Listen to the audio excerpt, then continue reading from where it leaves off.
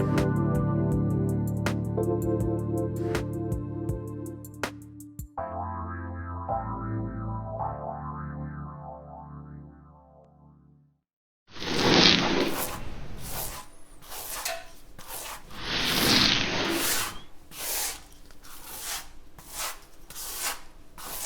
morning and welcome to The Truth is Funny on Transformation Talk Radio.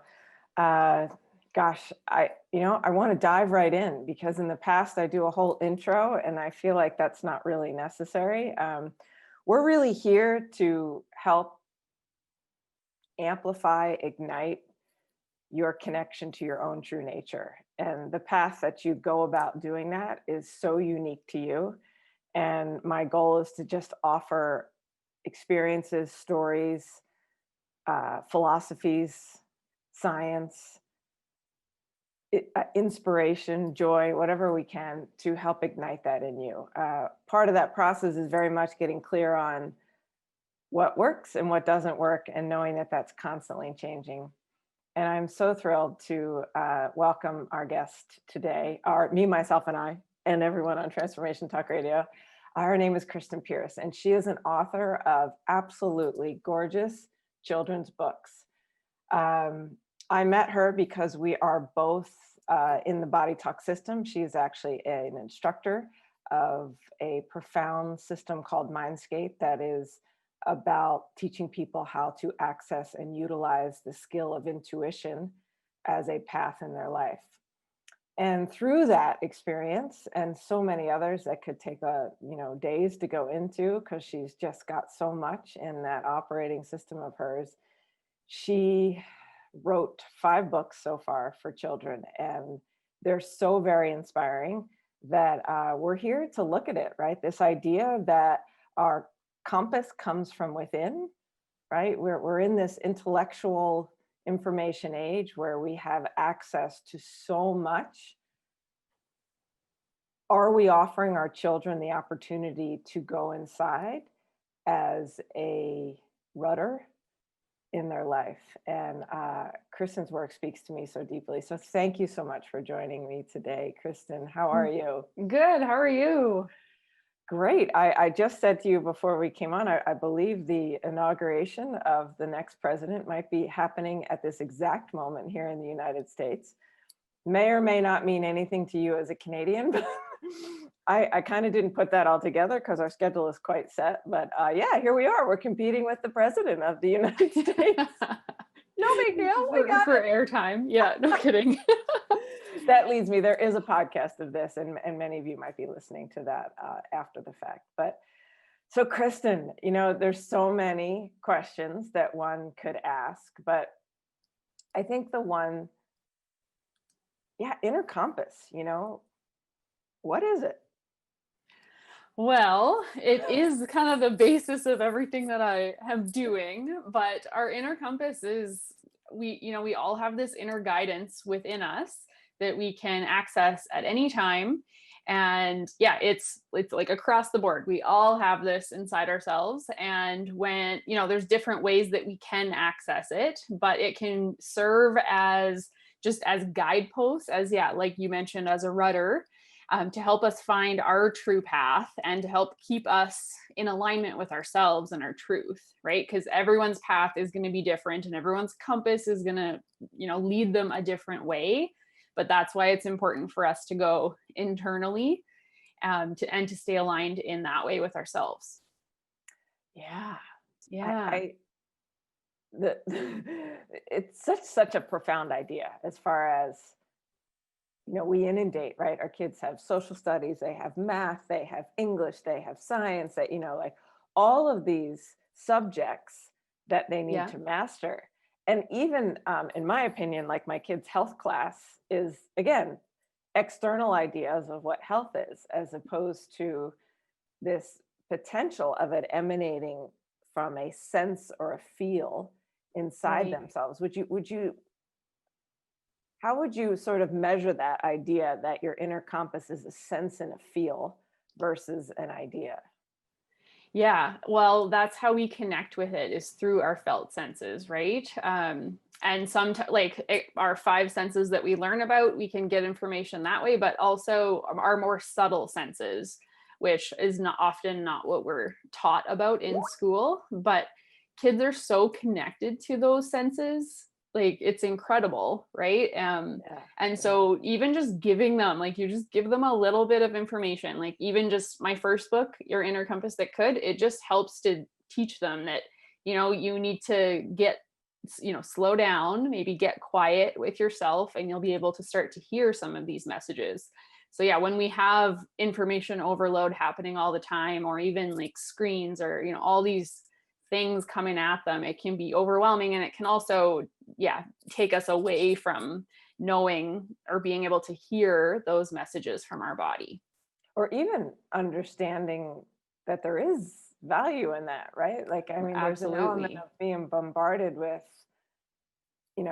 it's like what we had. Well, not that I'm at all the same generation as you, but this idea that um, what's the cool thing, right? Like, it's so funny to watch 80s movies now, which was, so prominent when I was in high school. But it's like Yeah. this, you look at the archetypes or the energies that were Hmm. presented, right? A girl is wanting to uh, show and experience her intelligence, right? And she doesn't want to be viewed for just a body. And a boy, they're all about sex. I mean, we've watched a couple of these 80s movies, and that doesn't exist really in the modern day movies. That, these roles that were literally, we were bombarded with, at least when I was a Right. kid, thinking Yeah. that these were the only two things, that as a woman, in order to be safe, you need to use your intelligence.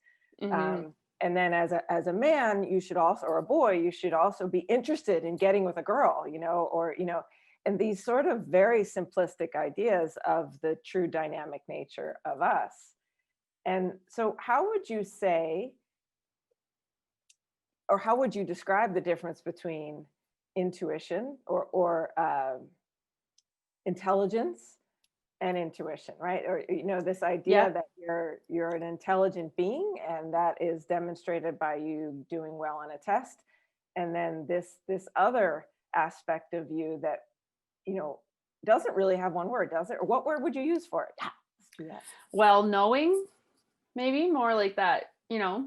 that knowing, like we don't have to think our intuition, it comes to us. We just have that accessible to us at all times. Where, yeah, intelligence would be more the thought processes, although you could also say intuition is like an inner intelligence, right? That inner Yeah. knowing. But yeah, I see what you're saying, like left brain thinking versus more right brain feeling, sensing, intuiting.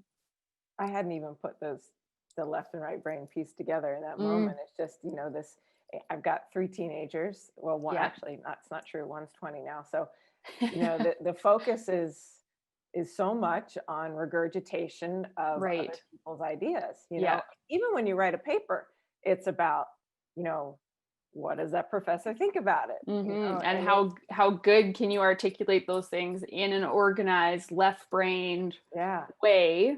Because that's what you get marked upon, right? Like, yeah, yeah, yeah, school is very much built upon those left brain knowledge structures, and like, yeah, it serves us in some way, but we also need to have that other component as well, right? That right, because there's a intuitive piece of being able to write what will please your your professor, on some level. If you're completely disconnected from, what your professor is looking for, that would, Mhm. yeah, so there you go, there's the right and Yeah. left brain. And maybe you could go into that a little bit for us, like what what's the value of using both of those aspects? Well, yeah, the value of using both. So when I was younger, I was always very much left brained. I was really good at the maths and the sciences and all of those things.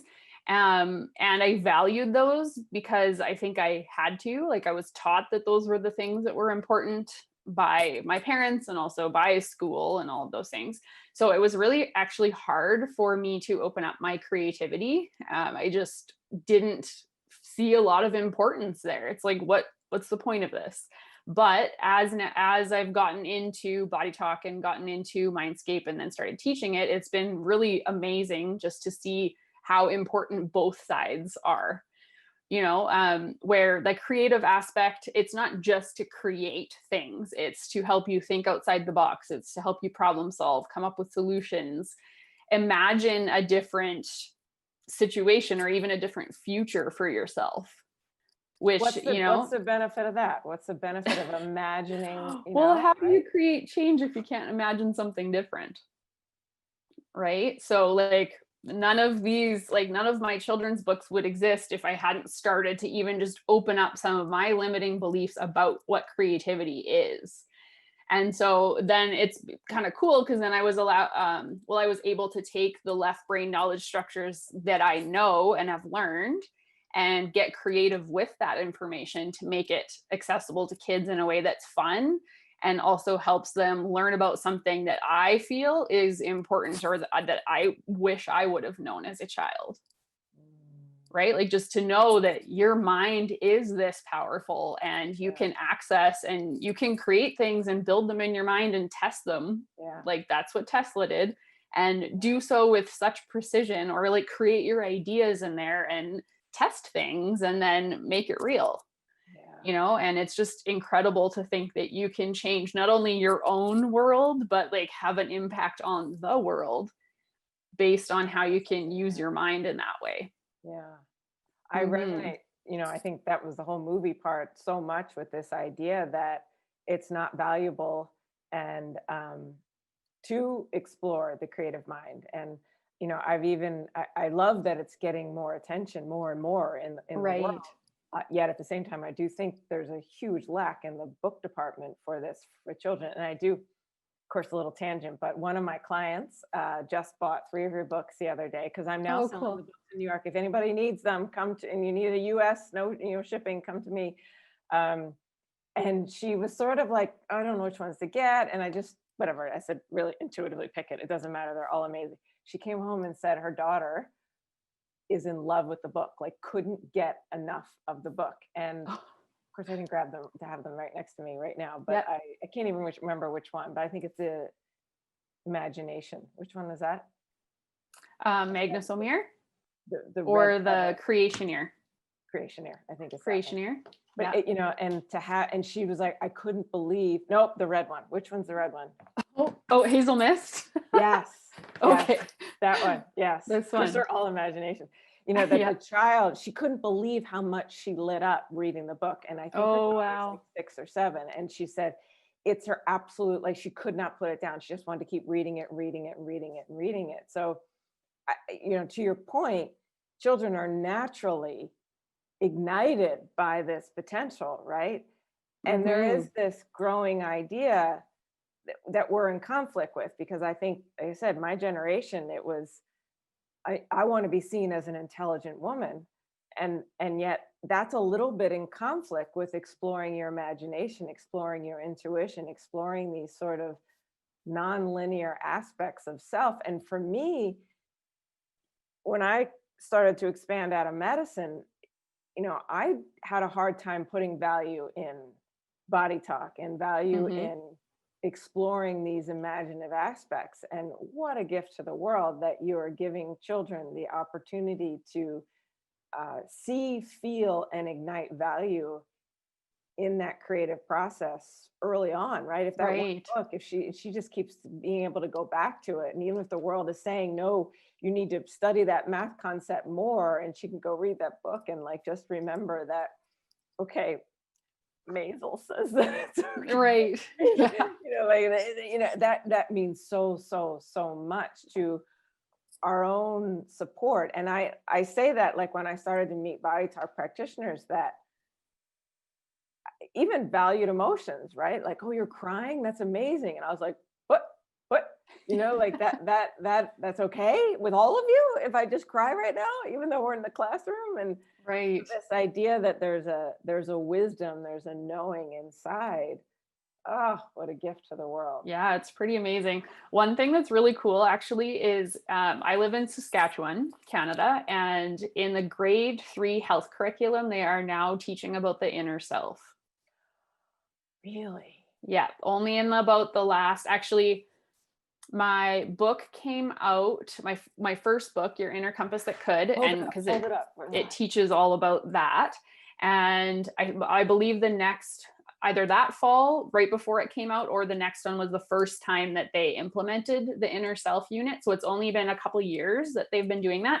So it's been really cool because I've actually got to go speak about the inner self to one of the schools where I live. And I've been doing that every year until this year. But it's been neat because then I get to share the book, and then we even do like a meet your inner self meditation with the group, and it's so cool because they just get in there no problem, and they've got all kinds of stories about what their inner self was like, and I'll ask them questions and they're just so engaged, right? But then it's like, you can do this anytime, like if you have questions or if you run into a problem, like you can you can access your inner self like that if you want, which is kind of a fun way for kids.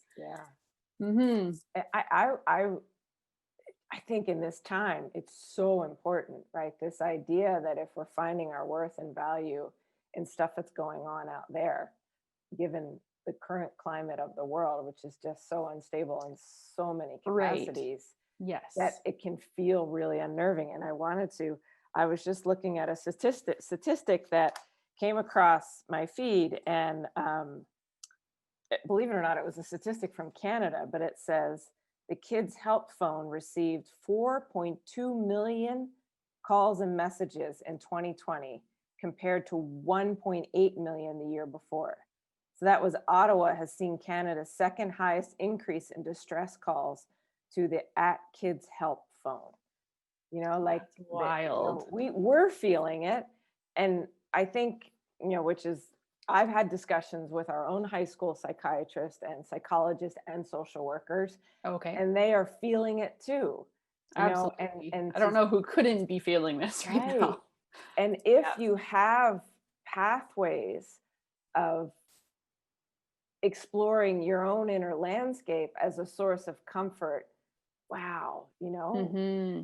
Absolutely. And then even just like another thing I try to do with my kids and even just with the books is to feel safe to express yourselves. And so I'm hoping to kind of go in that direction with some of my next books that are coming up, just about like emotions and why we need them and what they're good for, and even just communicating some of those things, because when kids feel safe to share those things, it's just so helpful. Right? Release some of those burdens that they're carrying around.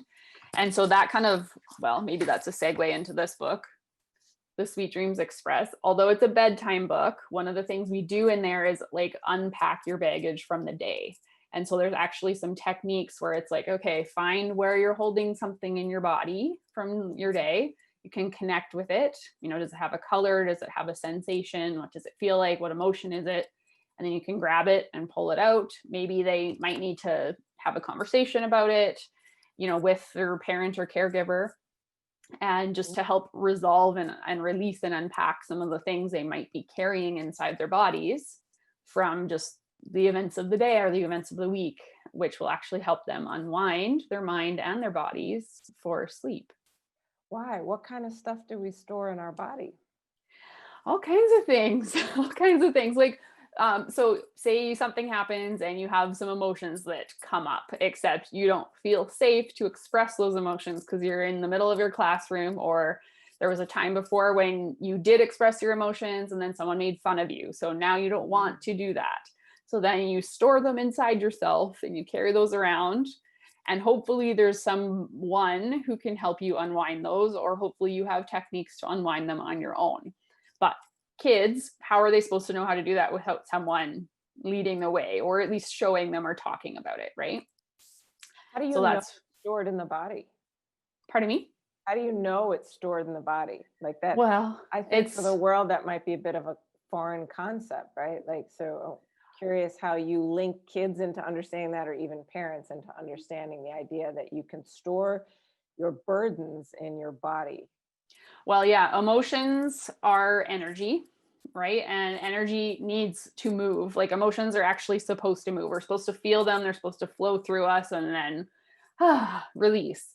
But if we don't and we're holding it all in, that emotional energy has to go somewhere. So our body has different places where it tends to store certain emotions. So sometimes in certain muscles or in certain organs and that sort of thing. And then when our body is storing that emotional energy, it can actually impede the function of that area. So it's like, oh, I've got a whole bunch of knots in my shoulders. Your What, shoulders. are you reading me? Your shoulders, for Anybody example. else that has that? Yeah, no kidding. Maybe we could end a little, like you could do a little meditation for us to release some stuff. Anyway, go Oh, ahead. yeah. Yeah. So your shoulders tend to hold your responsibilities. And if your responsibilities start to feel heavy or you're carrying a lot of them, then they can get stored as burdens in your shoulders. So that's just one example. Wait a minute. There's all kinds. How could responsibilities ever be anything but a burden? Well, there's all kinds of people who actually, okay, I'll give you the example of my business. Most of the time, I love what I do. It's still a responsibility though, right? Or parenting. Like, I love my kids. It's usually doesn't weigh on me too much, but then there's times where it's actually probably linked back to our thinking always. But for example, last night we had a huge windstorm, and so my kids were both up in the night. So then I could be like, oh, in my mind, and then actually create the burdens of parenting today on my shoulders. Right. Because like in the windstorm, right, you have your concerns, and then you have the perceived idea that you have to take care of your kids, right? So you've got like all these sort of needs. Yeah. Mm-hmm. Yeah, it was really interesting. So then actually an example of my daughter was up last night. So using some of the, like, I'm like, sweetheart, you have a really powerful mind. Like, let's just try something new. I know it's really windy out. I know you can hear it in your room, but let's pretend we're putting headphones on. And they just cancel out all of the noise. As soon as you put them on, like, they can be super squishy and comfortable. You can make them whatever you want, but they make it so you can't hear the wind. Or they can make it so you can't hear anything. And she's like, oh, well, I kind of want to be able to hear this. I'm like, okay, then maybe it just has a dial on the side you can adjust. So, and she's like, okay, I'll try. And she went back up to bed and gave it a try. And she woke up in the morning and she's like, I had to try a couple different things, and I had to like turn on one side to the other. And I think I did that like 3 times, and then I fell asleep until morning. But like, I was like, I don't know what idea to use, but let's just try this. And I'm like, you can create these things in your mind. That's like the first thing is your mind's really powerful. And the second thing is you have to believe in yourself. And that's like, that you just described self-healing, in the most powerful way. But I think what I would really like to pull out of that is we always don't know what we're doing before we do it. Right. Yeah, that's true. That you're always sort of faced with this. I don't know how to do that. I mean, like people will say to me, oh, you're done so much. You must, always know what to do. And it's like, no, I am riddled with the, I don't know what to do. Probably even more than the next person, because whatever, my tool basket is too big and I have ADDs. I don't know which one, not that I've ever been diagnosed with that, but I mean, you know what I mean? And you kind of don't know which one to choose. Mm-hmm. But to have a set of steps that helps you. Right, for sure. Well, and then also intuitively, what do I need in this moment? Yeah. Right? Like that always helps with decision making. Not working today. Totally. Yeah, it can definitely happen that way, right? Yeah, because I didn't sleep last night. I wish I could have called you and you could have told me about this little dial that I could have used. We've literally never done that before. Dial. That was the first time. So sugar, honey, iced tea down. Got me. You love that one. Sugar, honey, iced tea.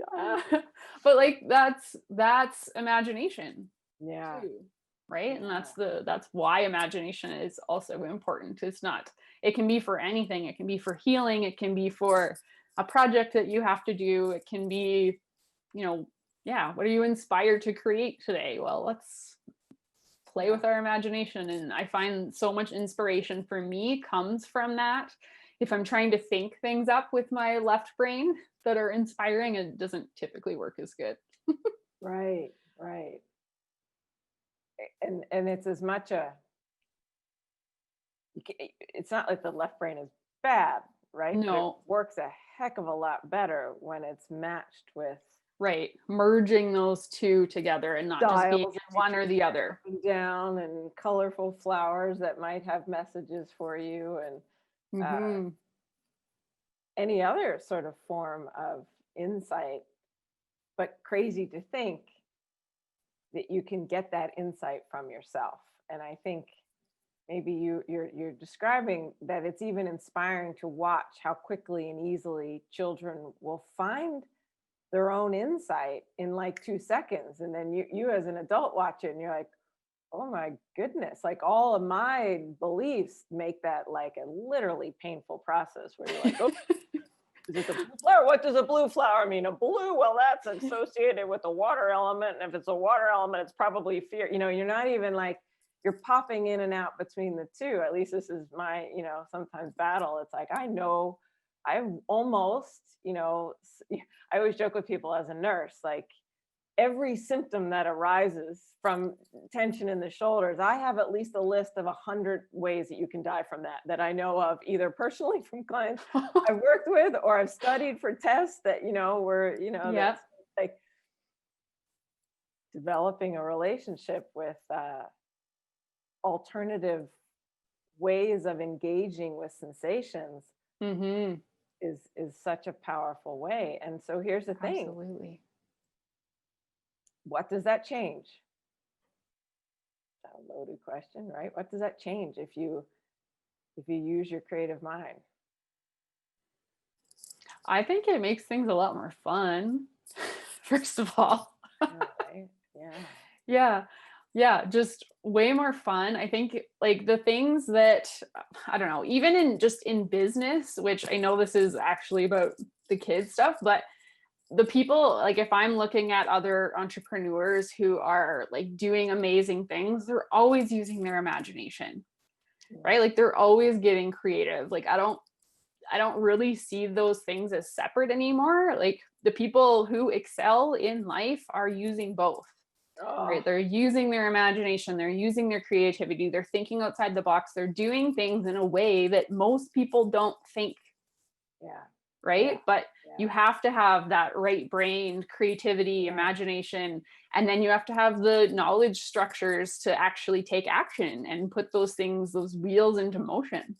Like the value of not doing it the way everyone else did it, but doing it a new way. I mean, Mm-hmm. wow, like that, like, and I went through, a good stage of college or even the beginning of my medicine career thinking that I always needed to know how other people did it, which is hilarious because I probably worked night shift because there was less noise and I could, really sort of sense and feel my Oh, patients yeah. and be more in a flow, rather than the running to tests and administrators and all of the red tape around that was like, who am I not pleasing now? Right. Like, Right. oh, okay, all 20 of you, awesome. Mm-hmm. Where at night it was like this much more intuitive flow, much more about helping people to get to sleep or whatever that might be. So it's interesting how we sneak that in as an adult. Like who would have known? Maybe that's night shift workers are actually, people who are seeking to use their creative mind more because they have more space, Right. Who Yeah. knows? I'm not saying that means anything opposite of what day Yeah. shift workers, but it's like I was looking for ways to explore it when it was housed in this idea that it wasn't valuable. Mm-hmm. Yeah, I imagine that would be tricky, especially in the medical realm, Yeah, right? Just how and you're this taught to function and think. I know there's intuitive people in every profession though. absolutely. I mean, I always say that like I was lucky when I was doing my nurse practitioner training. Well, no, even the first year I was out doing it, that I had the gift of working with doctors who were trained in a much more intuitive way. They didn't have all the testing, right? They didn't have CAT scans and MRIs and relentless lab tests, and they could put the hand on the belly. I mean, Dr. Kenneth Ford, I remember him. Oh my God, this beautiful Black man. He would put his hand on people's belly and literally he would ask one question. They'd give the answer and he knew what needed to happen. And all the residents did the legal stuff, right? Did all the tests that they had to do to make sure it was okay, but he knew.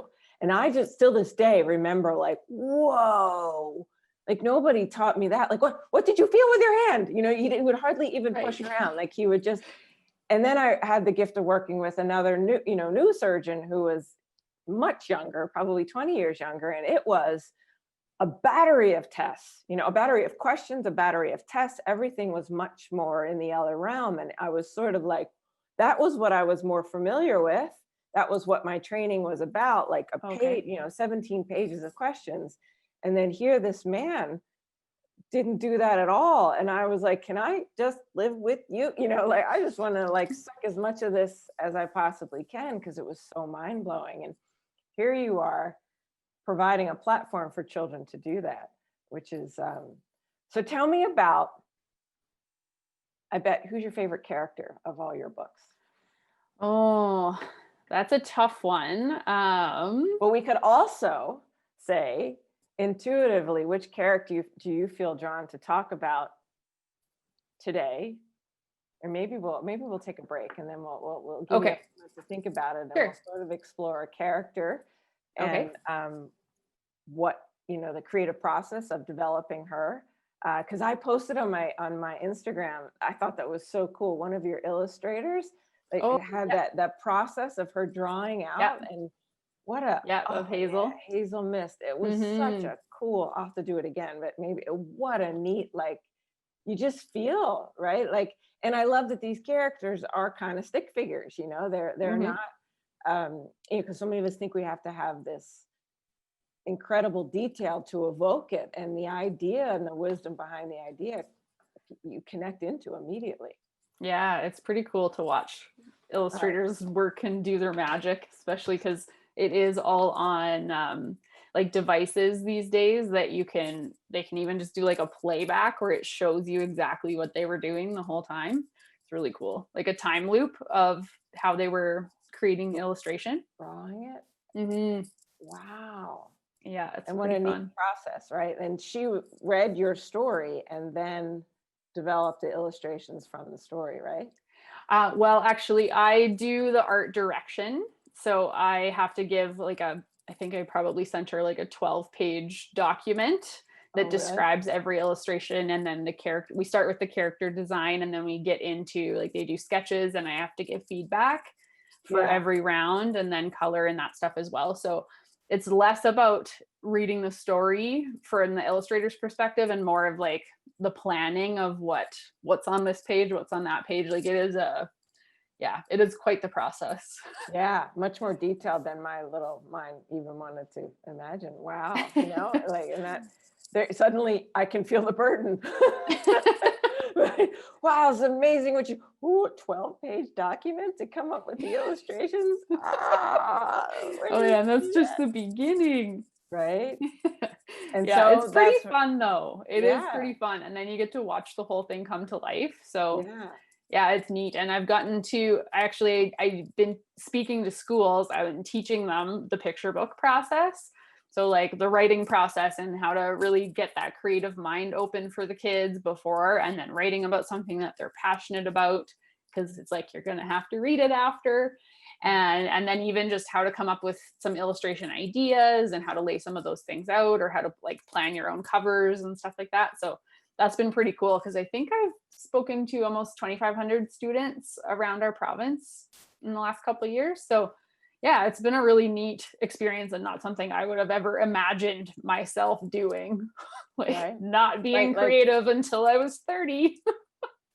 Right. Well, we could dissect that if we wanted to. I mean, there's no probably way you not could fully be the elite true, athlete but that you were without using your creative mind. Like I feel like sometimes athletes are the ones that are sort of the easiest to sell this type of work to, because they get that you can't be a good athlete unless you've accessed the zone, and the zone is not right. It's not all, you got to let go of your intelligence or your outcome or what you think, and then I still don't think I ever saw the zone as creative from a sports perspective though.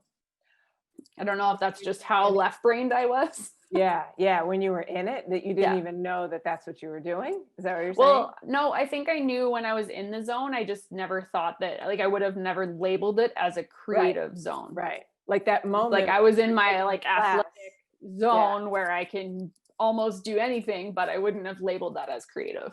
Right. Right. And when would Mhm. you say that you started open to that being something creative? Well, Mindscape using Mindscape, I started kind of dissecting some of my beliefs about creativity, because like even I struggled in art class because I was like too particular and I was trying to do it in a left brain way, and just it never worked. And so I was just like, what's the point of creativity? And so Right, as I'm I an started athlete. like breaking. I'm not an artist. I'm an athlete. Oh, I Right. love that. Yeah. And so Yeah. as I started like questioning some of the things that I thought about creativity, it started opening things up more. And then one day I had the idea of like, I was writing a rhyme book for my son, and I was like, huh, I wonder if I could make that into like an inspirational kids book, because I had some cool like rhyming lines at the end.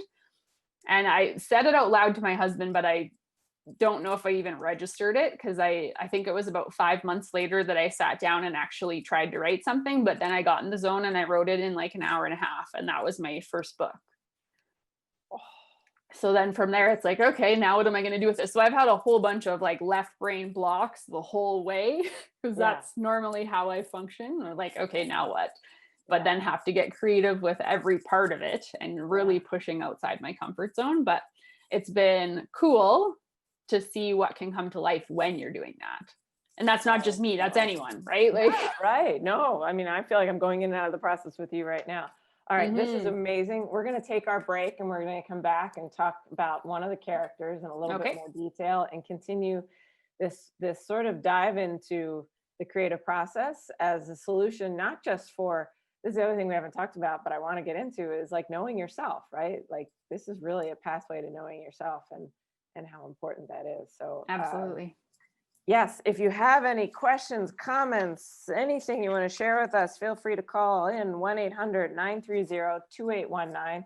And otherwise, we'll be right back.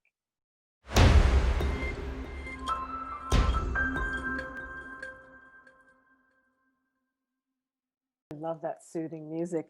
You're listening to The Truth is Funny on Transformation Talk Radio. I am the host every third Wednesday of the month for Colette's show. And I am so honored to be here today with author, and you name it, every title you could imagine after that. But children's book author is the focus for today, Kristin Pierce. And Kristin, can you share your contact information for the audience if anybody wants to get in contact with you? Absolutely. Not only like you work with clients one-on-one, you teach classes on how to help people find their creative minds. Do you teach that for children too? Not yet. I'm looking into it. Yeah, my website for the books is called innercompassbooks.com. I'm also on Facebook and Instagram at Inner Compass Books. And then my therapeutic side is called Inner Compass Academy. So innercompassacademy.com, and then same thing, or you can email me at info@innercompassbooks.com. Great. So you can work with her one-on-one. You can take one of her classes. You can buy her books. If you want to buy them from the United States, go to KarenBetten.com, KarenBetten.com. And we've got them on our website because I just think they're such an incredible gift to the world. You can go to Kristin's websites if you're in Canada or wherever, it's, as we've been discussing on and on and on, the incredible potential that lies in this creative mind. So when we left off, we were talking about just kind of exploring one of the characters and, Yeah. Your inspiration behind it, your intent, what children can get out of it. And so which one did you pick? I'm dying to know, and I can't wait to look up.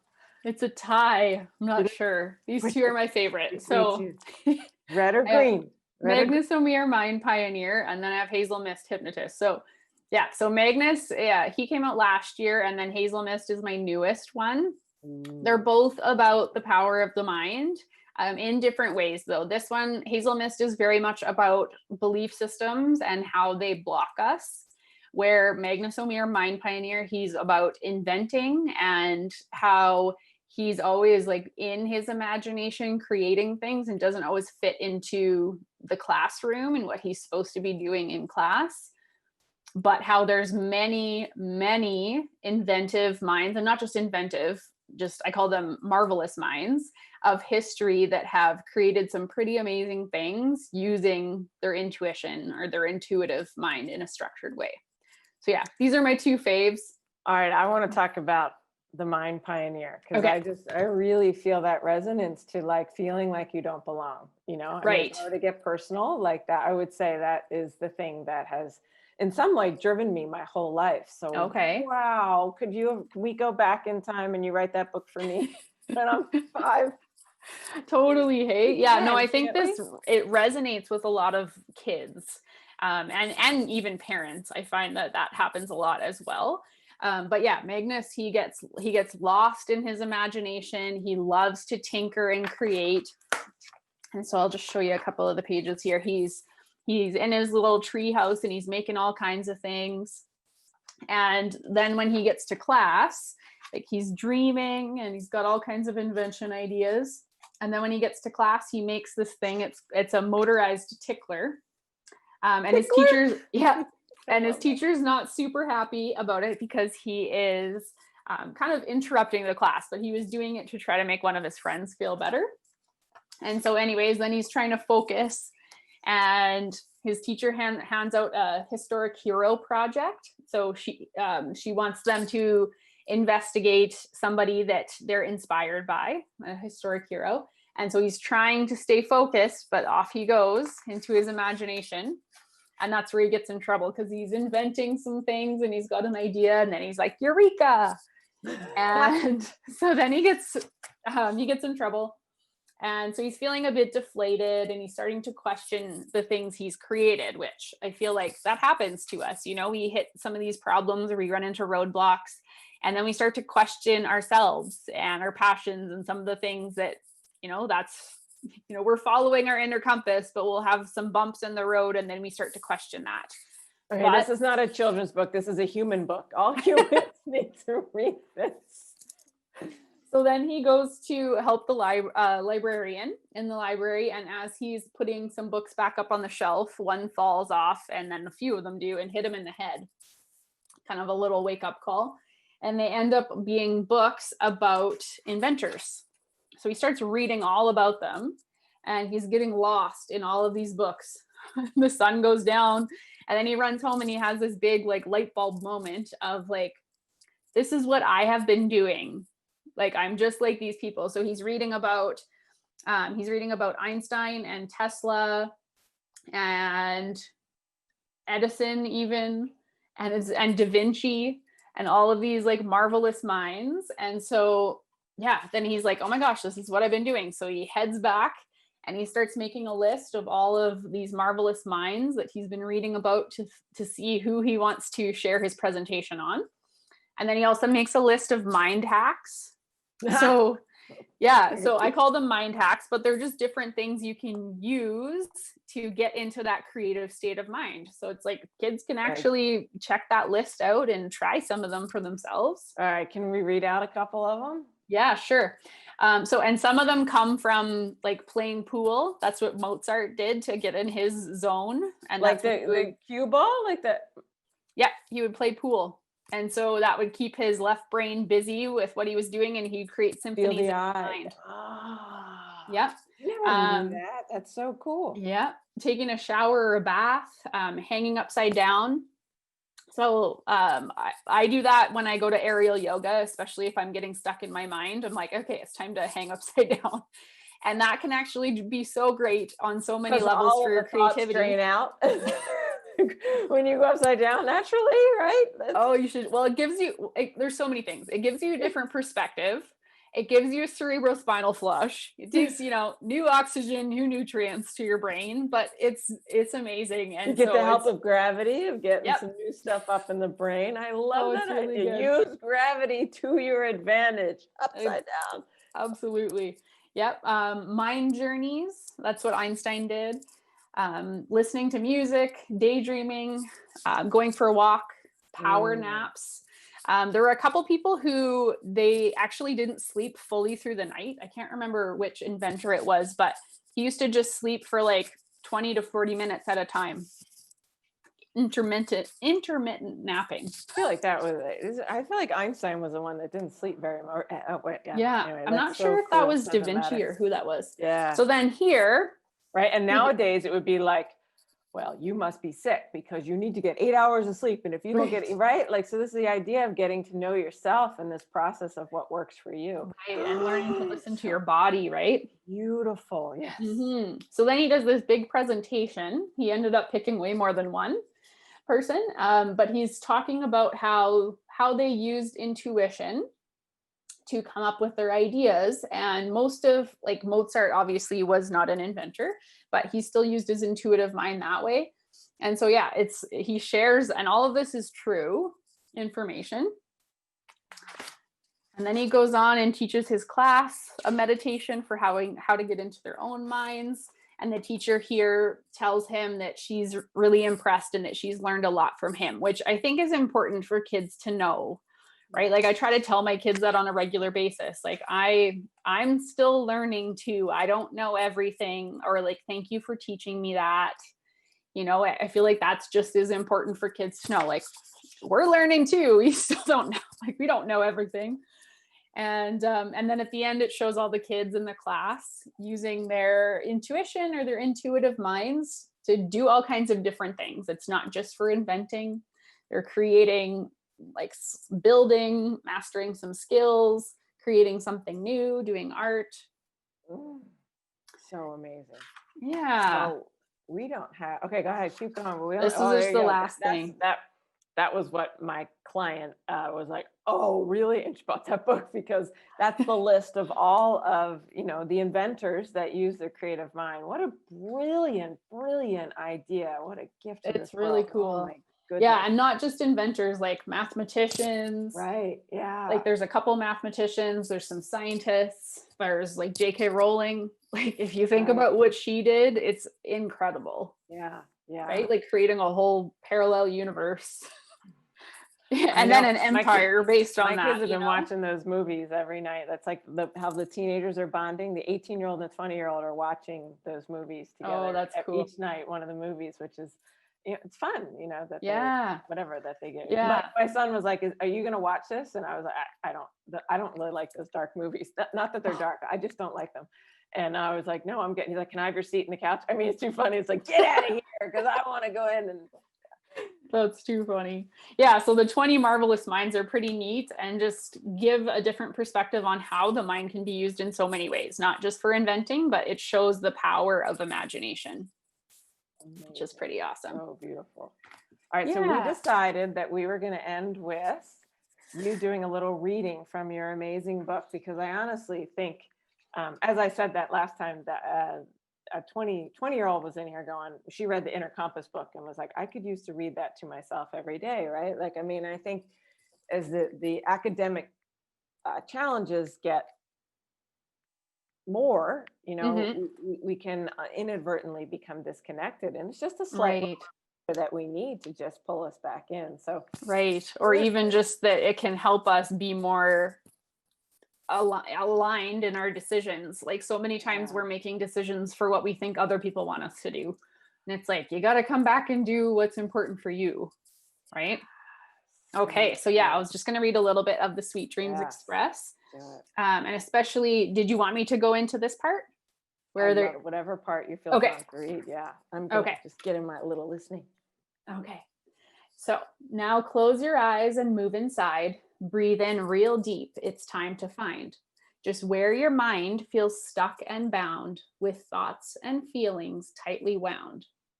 Scan your body from head to toe.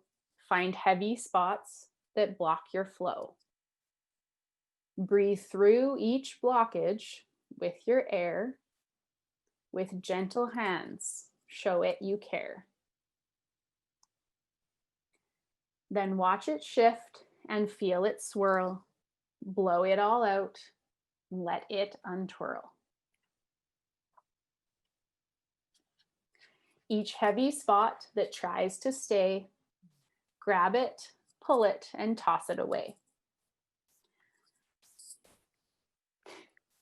Repeat until the stuck is gone. Release it with a great big yawn. So yeah, we could keep going, but those are honestly, those are the two pages that I do with my kids on a regular basis, and not just before bed. Right? Like if you have a symptom showing up, it's like, okay, let's look into it. What are you holding in there? How does it feel? What's stuck? What are you thinking about? What does it remind you of? Or what happened that you're holding in there? And you would be surprised what your kids will tell you that they haven't told you about their day yet. Right? Somebody pushed me off the swing and wouldn't let me have a turn after. And now I have a big knot in my back because I feel like I got backstabbed. Kids are just being kids, right? But they're taking it so personally, and then they hold it in their bodies and causes problems. So it's pretty amazing, even just as a way to connect with your kids.